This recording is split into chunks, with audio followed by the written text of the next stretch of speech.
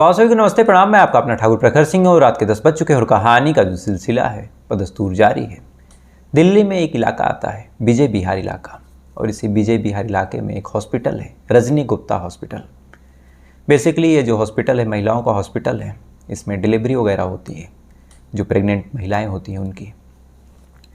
इसी हॉस्पिटल में 20 जनवरी साल 2023 यानी इसी साल के जनवरी महीने में 20 तारीख को अचानक से एक महिला बहुत तेज़ी के साथ चीखती हुई बाहर निकलती है।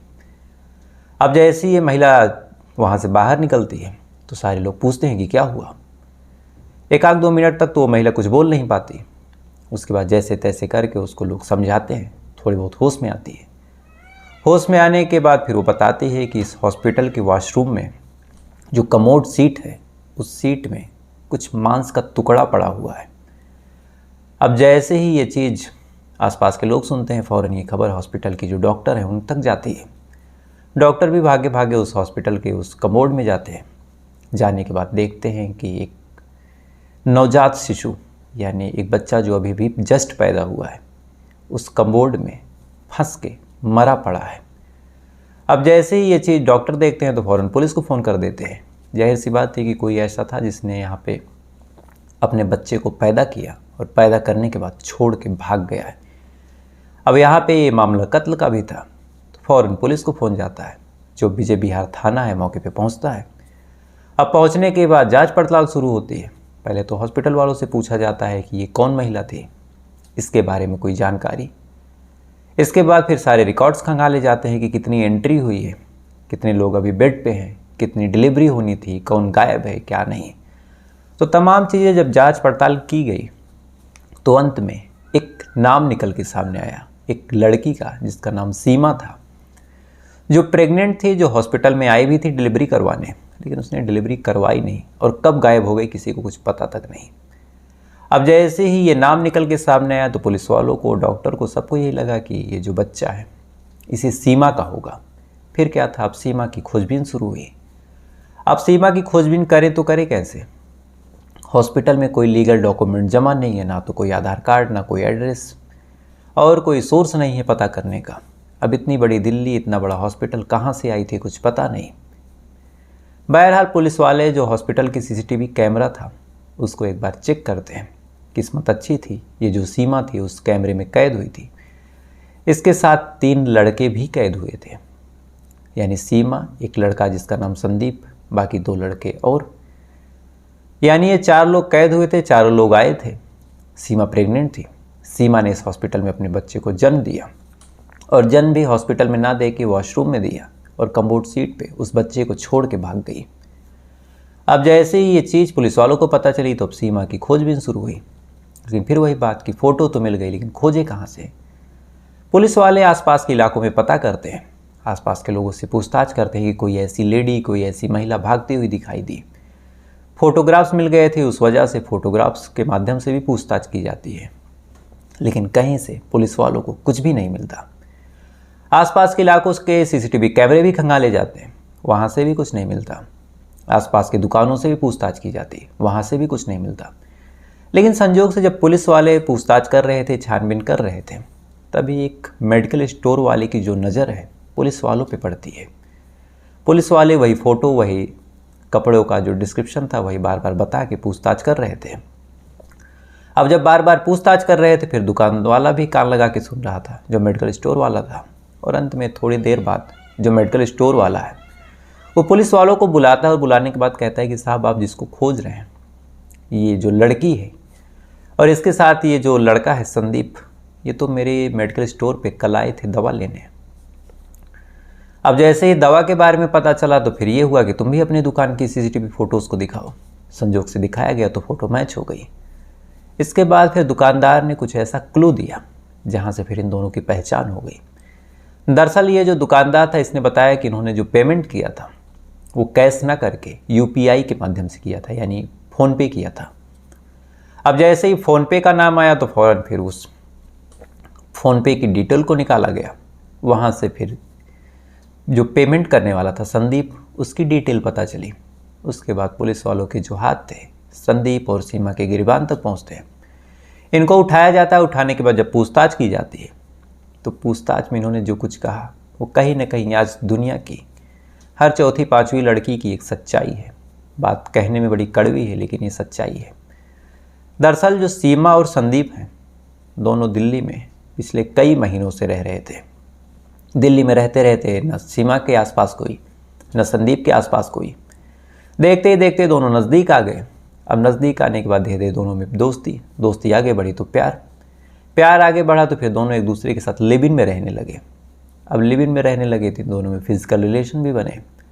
अब फिजिकल रिलेशन बने तो सीमा प्रेग्नेंट हो गई। अब सीमा जब प्रेग्नेंट हुई और इस बात की जो जानकारी है जब इसके बॉयफ्रेंड संदीप को लगी तो प्रेग्नेंट होने से लेके जानकारी लगने तक काफ़ी अंतराल आ चुका था, यानी काफ़ी टाइम लग गया था। लिहाजा अब कुछ दवा वगैरह दे के शायद इलाज पॉसिबल नहीं था, अबॉर्शन करवाया नहीं जा सकता था। तो फिर इन दोनों ने इंतज़ार करने का फैसला किया। लेकिन दिक्कत यही थी कि ना तो सीमा रेडी थी ना तो संदीप रेडी था कि जिम्मेदारी बच्चे की कौन लेगा, कैसे परवरिश होगी। इसीलिए फिर इनके दिमाग में एक खौफनाक आइडिया आया कि हम किसी हॉस्पिटल में जाएंगे, जाने के बाद इस बच्चे को जन्म देंगे उसके टॉयलेट में। अगर ज़्यादा दिक्कत हो गई तो ये कह दिया जाएगा कि वॉशरूम करने आई, यहाँ पे डिलीवरी हो गई। अगर नहीं दिक्कत होगी फिर वहीं पे छोड़ के भाग जाएंगे। कोई ना कोई ऐसा होगा जो बच्चे की कस्टडी लेगा, उसके बाद पाल पोस के बड़ा कर देगा, हमें पाप भी नहीं लगेगा। इसी प्लान के तहत सीमा आती है। आने के बाद उस हॉस्पिटल के उस कम्बोर्ड सीट पे बच्चे को जन्म देती है। लेकिन जब ये छोड़ के भागती है तो कम्बोर्ड सीट के उस होल में वो बच्चा फंस जाता है और फंसने के बाद वहीं दम तोड़ देता है रोते रोते। बहरहाल ये मामला कत्ल का था तो सीमा और संदीप को गिरफ्तार करके जेल भेज दिया गया। अभी मामला कोर्ट में है। और ये कहानी इसलिए सुना रहा हूँ क्योंकि आज की जो कहानी है सेम जगह, सारी चीज़ें सेम, लगभग नाम भी सेम, तो कहीं ना कहीं अगल बगल के ही मामले थे। तो मुझे लगा ये केस भी आपको बताना चाहिए। अब आते हैं आज की कहानी का रुख करते हैं।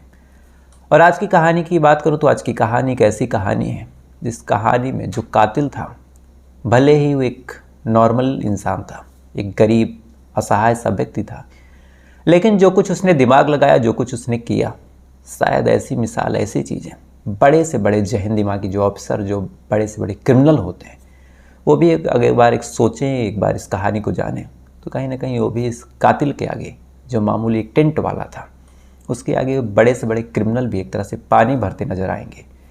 तो सीधा सीधा इस कहानी का रुख करते हैं। और इस कहानी की भी शुरुआत इसी दिल्ली के इसी विजय बिहार इलाके की होती है। दरअसल एक परिवार था, बेसिकली यूपी के रहने वाले थे। परिवार में जो मुखिया था सत्यपाल, उसकी शादी होती है रजनी से। अब शादी हुई, शादी होने के बाद बच्चे भी हुए। अब संजोग से जब दो बेटे हो गए तो फिर दोनों को लगा कि अब यूपी में रह के रोज़गार, ये सारी चीज़ें संभव नहीं, तो एक काम करते हैं, कहीं चलते हैं काम धंधे पे जहाँ ठीक ठाक पैसा मिल जाए, बच्चों को अच्छी शिक्षा मिल जाए।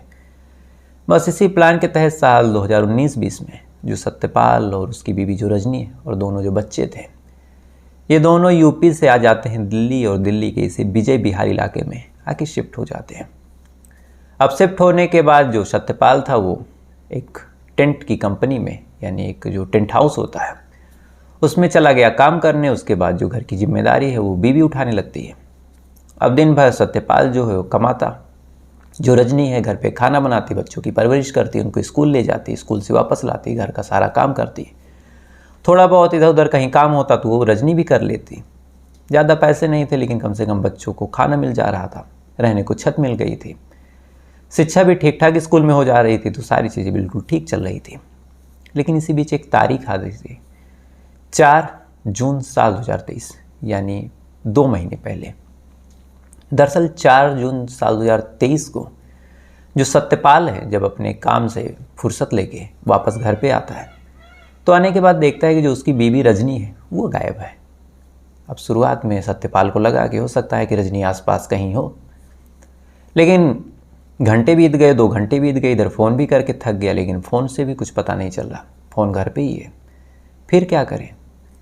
फिर अब खोजने निकलता है, बच्चों से पूछता है कि माँ कहाँ गई, तो माँ के बारे में बच्चे बताते हैं कि माँ तो तैयार होके कहीं निकली है। अब तैयार होके कहीं निकली है तो फिर सत्यपाल को लगा कि हो सकता है कुछ खरीदारी वगैरह करने गई हो। सत्यपाल इत्मीनान से अब बैठता है, बैठने के बाद इंतज़ार करता है इस उम्मीद में कि शायद शाम तक आ जाए। लेकिन अब दोपहर की गई, अब जब शाम हो गई और शाम को कुछ पता नहीं, तो फिर सत्यपाल भी अब घबराता है। घबराने के बाद अब क्या करे, तो पड़ोसियों को इत्तला करता है कि जो रजनी है वो कहीं चली गई है, आप लोगों ने कहीं देखा है। अब पड़ोसी भी जब ये बात सुनते हैं तो वो भी कहते हैं कि नहीं, पड़ोसी भी फ़ोन कर रहे हैं, तो फ़ोन घर में ही बज रहा। इसके बाद पड़ोसी इधर उधर के इलाकों में खोजबीन शुरू करते हैं। इधर सत्यपाल भी खोजबीन करता है। एक तरह से सत्यपाल को बेइज्जती भी लग रही है कि उसकी बीवी गायब है। लोग तरह तरह की बातें कर रहे हैं, तरह तरह की बात लोगों के जहन में आ रही, लेकिन अब गायब है तो खोजना तो था ही। बहरहाल पड़ोसी भी खोजते रहते हैं, इधर सत्यपाल भी खोजता रहता है और 4 तारीख पूरी बीत जाती है। 4 तारीख बीत गई, 5 तारीख की सुबह हो गई। अब सुबह होते होते जो सत्यपाल है एकदम बौखला जाता है। इधर बच्चों का भी रो रो के बुरा हाल कि माँ कहाँ चली गई। कुछ लोग ऐसे हैं जो बच्चों को हिम्मत दे रहे हैं कि माँ मामा के यहाँ गई है, मौसी के यहाँ गई है। बहरहाल बच्चों को जैसे जैसे शांत कराया गया, लेकिन सत्यपाल का क्या, वो तो बड़ा है, वो तो समझदार है, उसको कौन क्या समझाए। अब सारे लोग खोज रहे हैं, सारे लोग इधर उधर परेशान हैं। कभी रिश्तेदारों को फ़ोन किया जा रहा, कभी इधर उधर के दोस्तों को फ़ोन किया जा रहा। ऐसे हर उस जगह पे छानबीन की जा रही है जहाँ कभी रजनी जाती थी। हर उस दुकान पे जाके ढूंढ लिया जहाँ कभी रजनी सामान लेती थी। हर उस घर जाके पता कर लिया जहाँ कभी रजनी का उठना बैठना था। लेकिन 4 तारीख की गायब एक महिला, 4 तारीख बीत गया, 5 तारीख बीत गया और कुछ भी उसका पता नहीं चला। अब जैसे तैसे करके 5 तारीख की रात सत्यपाल सोता है। जैसे 6 तारीख की सुबह होती है। सुबह होने के बाद फौरन जो सत्यपाल है भाग के थाने जाता है, विजय विहार थाना, और जाने के बाद अपनी बीवी की गुमशुदगी की रिपोर्ट दर्ज करवा देता है और कहता है कि साहब मेरी बीवी 4 तारीख से गायब है। गायब होने के बाद अभी तक कुछ पता नहीं। अब पुलिस वाले, जो कि ये मामला 2 दिन पहले का था, जो कंप्लेन दर्ज हुई वो 6 तारीख को, बीवी जो गायब है वो 4 को, तो पुलिस वालों को भी पता था कि ये मामला तो संगीन है, क्योंकि अगर 4 को गायब होती, 4 को ही कंप्लेन दर्ज करवाया जाता, तो ये कहा जा सकता था कि हाँ हो सकता है कि अभी आ जाएगी। लेकिन 4 तारीख की गायब, 6 तारीख, तो इसका मतलब या तो खुद कहीं चली गई या तो उसके साथ कुछ हादसा हो गया। यानी दोनों ही सूरत हाल में ये जो महिला है खुद से अब लौट के नहीं आने वाली। पुलिस को ही इसमें कुछ करना होगा। बहरहाल पुलिस वाले भी इस मामले को बड़ी गंभीरता से लेते हैं। साथ ही जब इससे पूछताछ करते हैं कि रजनी की क्या उम्र थी, कैसी दिखती थी, उसकी फ़ोटो दिखाओ, तो जब रजनी की उम्र पता चली तो उम्र थी 27 साल। फ़ोटो भी दिखाया तो रजनी देखने में खूबसूरत। अब एक उम्र जब 27 साल की हो और महिला खूबसूरत हो या फिर ना भी हो, लेकिन ये 27-28 साल की जो उम्र होती है, इस उम्र में जब कोई लड़का या महिला या लड़की कभी गायब होती है, तो ऐसे हालात में पुलिस वालों के भी जहन में बस एक ही चीज़ आती है कि कहीं ऐसा तो नहीं कि कोई प्रेम प्रसंग हो या फिर कोई ऐसी बात हो जो शायद परिवार वालों को ना पता हो और इसी प्रेम प्रसंग में कहीं चली गई हो।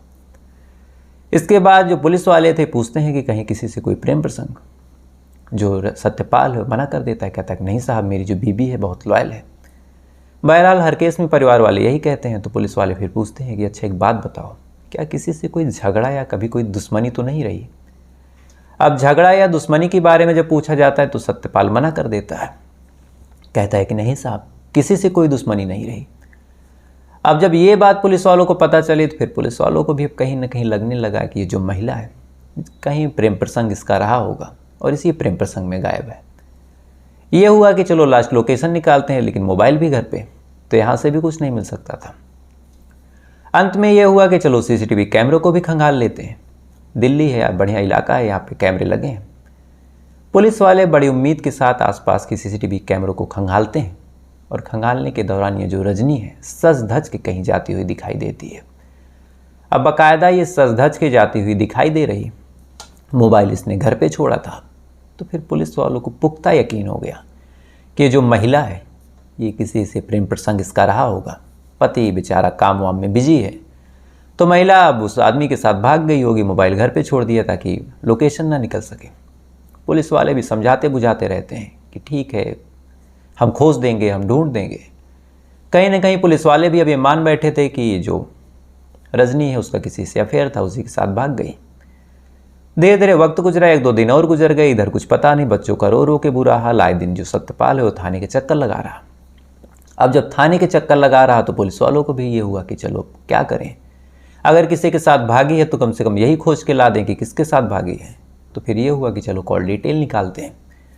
अब कॉल डिटेल निकाला गया तो उम्मीद थी कि कॉल डिटेल में कुछ ऐसे नंबर मिलेंगे जिसका रजनी से अफेयर रहा होगा, रजनी उससे घंटों घंटों बात की होगी, क्योंकि भागने के लिए तो कम से कम 2 दिन पहले से घंटों बात होनी जरूरी है, ताकि फ़ोन पे ही तो सारा प्लान होगा। अब जब कॉल डिटेल निकाली जाती है तो कॉल डिटेल में जो कुछ आया उसे देखने के बाद अब पुलिस वालों के होश फाख्ता हो गए। पूरे की पूरी कॉल डिटेल में कोई ऐसी चीज़, कोई ऐसा नंबर, कोई ऐसी बात दिखी ही नहीं जिससे लगे कि हाँ किसी से इसका बड़ा सीरियस अफेयर हो, और इतना सीरियस अफेयर हो कि ये महिला उसके साथ भाग गई। क्योंकि भागने के लिए तो कम से कम 1 दिन पहले उस शख्स से जिससे अफेयर रहा होगा उससे बात काफ़ी मात्रा में होनी आवश्यक है। यहाँ ना कोई ऐसी बात दिखी, ना किसी से घंटों घंटों कोई फ़ोन, ना कोई ऐसी बात, ना ज़्यादा अननोन नंबर, ना ही गलत टाइम पे, मतलब ऐसा नंबर कि जो रात में 12-1 बजे तक एक्टिव रहा हो। तो जब ऐसा कोई अफेयर ही नहीं तो फिर मामला क्या है? अगर अफेयर नहीं तो ये भागी नहीं होगी, और अगर भागी नहीं होगी तो फिर कहीं ऐसा तो नहीं है कि सत्यपाल से इसका झगड़ा हुआ और ये घर छोड़ के चली गई हो।